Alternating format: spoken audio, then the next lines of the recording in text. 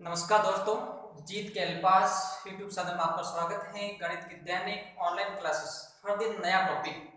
आज आपके सामने नया टॉपिक लेकर आए शंकु, जिसको अंग्रेजी में कॉन कहते हैं। शंकुनुमा वस्तु आपने देखा होगा, आइसक्रीम का कॉन है, जो टोपी होती है अपन जन्मदिन पर किसी का लगाते सिर पर। ये सभी वस्तुएं हैं वो शंकुनुमा है, शंकु पर इसको बोल सकते हैं। अब अपन इसको देखेंगे गणितीय परिभाषा की दृष्टि से। शंकु क्या होती है, शंकु की आकृति कैसी होती है, उसका वक्र पृष्ठ क्या होता है, क्षेत्रफल क्या होता है, आयतन क्या होता है, सबके बारे में अपन जानकारी लेंगे। क्योंकि जानकारी जब अपन के पास होगी तब अपन शंकु के जो भी प्रश्न आएंगे फिर अपन उसको सरल कर सकते हैं। तब शंकु क्या होता है गणित की दृष्टि से। शंकु एक होती है त्रिविमीय संरचना। कैसी संरचना होती है? त्रिविमीय। ये ध्यान रखना, त्रिविमीय संरचना। शंकु एक है त्रिविमीय संरचना। त्रिविमीय जिसमें तीन विमाएं होती हैं, जैसे घन, कनाभ, ये भी त्रिविमीय है। अब इसमें क्या होगा? त्रिविमीय संरचना है जिसमें एक तो हो जाएगा शीर्ष, एक शीर्ष दे रखा होगा इसमें, एक इसमें आधार। संरचना कैसी है? त्रिविमीय, शीर्ष दे रखा होगा, एक आधार। अगर अपने पास आधार वर्ताकार है तो वह लंबवर्ती शंकु कहलाएगा, नहीं तो उसकी रेखा द्वारा एक शंकु कहलाता है। अगर आधार अपने पास वर्त दे रखा है, वर्ताकार दे रखा है, तो वह लंबवर्ती शंकु कहलाता है। कैसी संरचना है? त्रिविमीय है जिसमें एक शीर्ष दे रखा होगा, एक आधार, उसके द्वारा निर्मित रेखाओं को शंकु कहलाता है। जो आकृति बढ़ेगी शंकु कहलाएगी। अगर आधार वर्तीय दे रखा है, वर्त दे रखा है और शीर्ष बिंदु दे रखा है, उससे निर्मित रेखाओं को अपन लंबवर्तीय शंकु भी बोलते हैं। जैसे इस प्रकार आकृति है। अब इसका जो आधार देखेंगे वो वर्तीय, ये वर्तीय आधार है क्योंकि वर्त दे रखा है। ये इसका शीर्ष बिंदु, ये इसकी दो रेखा आ जाएंगी जिसको अपन बोलते हैं तिर्यक लंबाई। ये शंकु की तिर्यक लंबाई,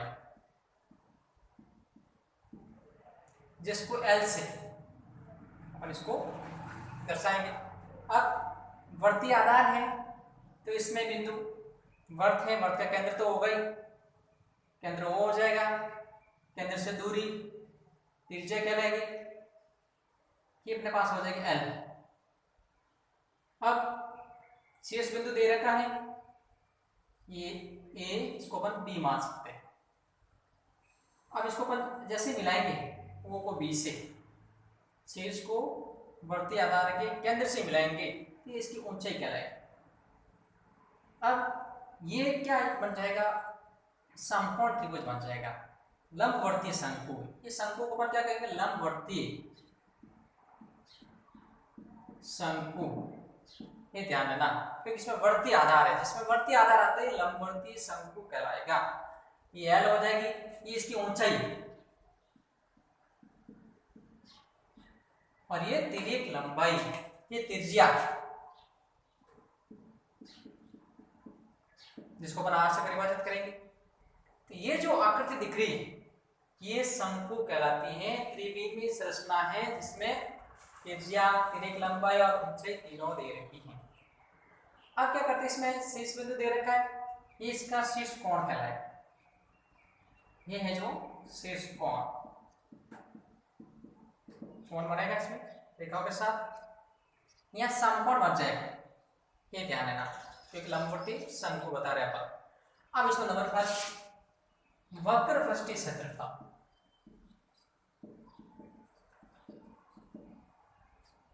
वक्र पृष्ठीय क्षेत्रफल लेंगे तो क्या लेंगे? इसमें केवल एक ही वर्तीय आधार है। कल अपन पढ़ा था बेलन में दो वर्तीय आधार होते, एक ऊपरी सिरा, एक निचली सिरा। जब इसकी लंबाई देखी थी अपन बेलन की, जो एक वर्त की क्या कहते हैं परिधि, वो थी 2πr। अब इसमें क्या दे रखा है? एक ही वर्तीय आधार दे रखा है तो अपन इसको लेंगे πr से दर्शाएंगे। अब इसमें तिर्यक लंबाई दे रखी है, इससे अपन क्या करेंगे? गुणा कर लेंगे। तो तो ये हो जाएगा वक्र पृष्ठीय क्षेत्रफल पाई आर एल। वक्र पृष्ठीय, इसमें ये बढ़ती आधार नहीं आएगा, केवल ये वाला भाग पाई आर एल आ जाएगा। अब अपन देखें अगर संपूर्ण पृष्ठीय क्षेत्रफल,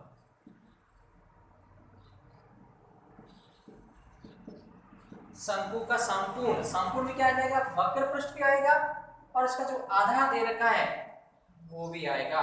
तो यानी वक्र पृष्ठीय क्षेत्रफल प्लस आधार का क्षेत्रफल,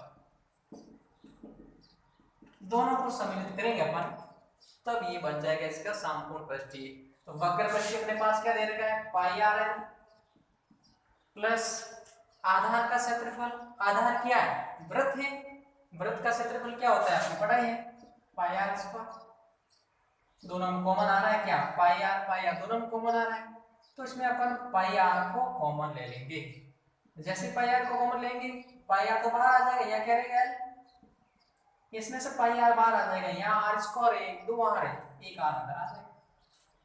तो ये हो जाएगा संपूर्ण पृष्ठीय क्षेत्रफल, इसमें बढ़ती आधार भी शामिल है और वक्र पृष्ठ भी शामिल है। तो पाई आर कोष्ठक एल प्लस आर, शंकु का संपूर्ण पृष्ठीय क्षेत्रफल। अब अपन बात करें इसके आयतन की, ये ध्यान देना, शंकु है, बेलन के जो आयतन उसका 1/3 होता है, क्योंकि आधार और ऊंचाई अगर समान दे रखी है बेलन की, तो जो शंकु होगा वो उसका 1/3 होता है। बेलन के आयतन का शंकु का आयतन 1/3 होता है। बेलन का आयतन क्या होता है, आपने पढ़ा था कल, पाई आर स्क्वायर एच। तो शंकु का आयतन क्या हो जाएगा, 1/3 पाई आर स्क्वायर एच हो जाएगा। बेलन के आयतन का 1/3, 1/3 है वो शंकु का आयतन होता है। अब इसमें हम बात करें, ये आर तो हो जाएगी, इसमें क्या हो जाएगी, त्रिज्या, ये इसमें एल, ये हो जाएगी इसमें तिर्यक लंबाई, ये एच क्या हो जाएगी, इसमें ऊंचाई हो जाएगी। ये ध्यान देना, आर त्रिज्या है, एल तिर्यक लंबाई है और एच क्या हो जाएगी, इसकी ऊंचाई आ जाएगी। ये तो फॉर्मूला दे रखे, वक्र पृष्ठीय क्षेत्रफल, वक्र पृष्ठीय क्षेत्रफल ज्ञात करना है, संपूर्ण पृष्ठीय जिसमें आधार भी शामिल है, आयतन बेलन के आयतन का 1/3। ये ध्यान देना, बेलन का जो आयतन उसका 1/3 है। 3 फॉर्मूला हो गए। अब कभी कभी अपन को क्या करना पड़ेगा, तिर्यक ऊंचाई भी ज्ञात करनी पड़ेगी। अपन को केवल त्रिज्या और ऊंचाई दे रखी होगी शंकु की, तब क्या करना, तिर्यक ऊंचाई अपन को ज्ञात करनी पड़ेगी। तो इसका भी एक फॉर्मूला है, तिर्यक लंबाई जो ज्ञात करनी पड़ेगी शंकु की, उसका भी एक फॉर्मूला है। कैसे देखिए, क्योंकि यहाँ एक बन रहा है समकोण त्रिभुज BOA, यहाँ आप लिख सकते हैं समकोण त्रिभुज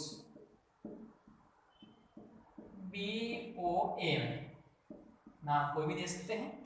अब समकोण त्रिभुज में क्या है, ये L है, ये R है, ये पाइथागोरस प्रमेय, मैंने आपको पहले बताई थी। पाइथागोरस प्रमेय क्या होता है, किसी समकोण त्रिभुज में कर्ण का वर्ग, कर्ण क्या दे रखा है, L,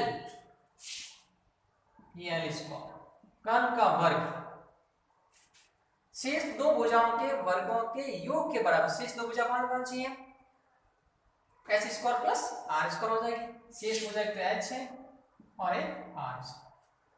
समकोण त्रिभुज में कर्ण का वर्ग, समकोण के सामने वाली भुजा कर्ण, ये हो जाएगी L square.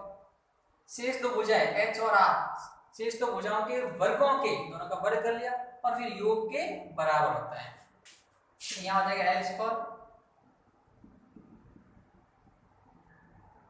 H square plus R square.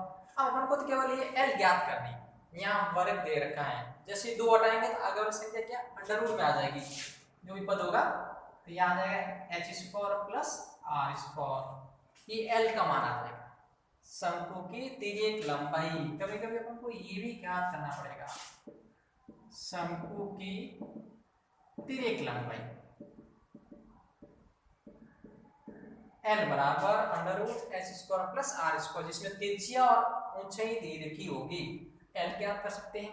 कभी कभी अपन को एल दे रखी होगी और ऊंचाई दे रखी तो त्रिज्या ज्ञात कर सकते हैं इससे, या फिर इसमें त्रिज्या और ये दे दी तो अपन ऊंचाई ज्ञात कर सकते हैं।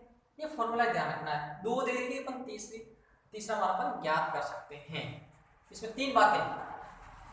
पहले शंकु बारे पढ़ा। शंकु एक त्रिविमीय संरचना है जिसमें शीर्ष और आधार होता है। आधार एक बढ़ती दे रखा है, बढ़ता कहाँ दे रखा है, तो लंबवर्तीय शंकु कहलाता है।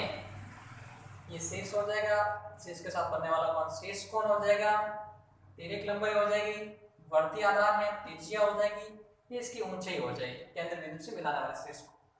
अब शंकु का वक्र पृष्ठ क्षेत्रफल पाई आर एल, शंकु का संपूर्ण पृष्ठ क्षेत्रफल वक्र प्लस ये आधार दोनों को जोड़ लेंगे तो पाई आर कोष्टक एल प्लस आर आ जाएगा इसमें। और फिर इसका आयतन, बेलन का आयतन का 1/3 होता है, तो बेलन का पाई आर स्क्वायर एच शंकु को हो जाएगा 1/3 पाई आर स्क्वायर एच। फिर ये तिर्यक लंबाई ये पूछा जाता है कभी कभी, तो ये भी अपन को ध्यान रखना है। भूल जाए अपन तो इससे अपन पता कर सकते हैं। एल समकोण के समान वर्ग भुजा, कर्ण का वर्ग शेष दो भुजाओं के वर्गों के योग के बराबर। इसमें अपन 2 हटाएंगे यहाँ से तो ये वर्गमूल अंडर रूट में आ जाएगा। तो एल बराबर हो जाएगा S square plus R square. कोई भी 2 मान ले लेंगे अपन तीसरा मान पता कर सकते हैं। तो ये शंकु की सामान्य जानकारी थी। ये अपन को 4 बातें ध्यान रखना, वक्र पृष्ठ, संपूर्ण पृष्ठ, आयतन और तिर्यक लंबाई। किसी भी प्रकार का प्रश्न अपन हल कर सकते हैं, कैसा भी टफ सेटअप आ जाए। फॉर्मूला याद है, रखे मान इसमें सब कुछ दे रखा है, सरल कर सकते हैं। किसी भी प्रकार की समस्या के लिए आपको यूट्यूब चैनल के नंबर दे रखे हैं, आप प्रश्न पूछ सकते हैं। कमेंट बॉक्स में करके आप समस्या का समाधान तुरंत कर दें। धन्यवाद।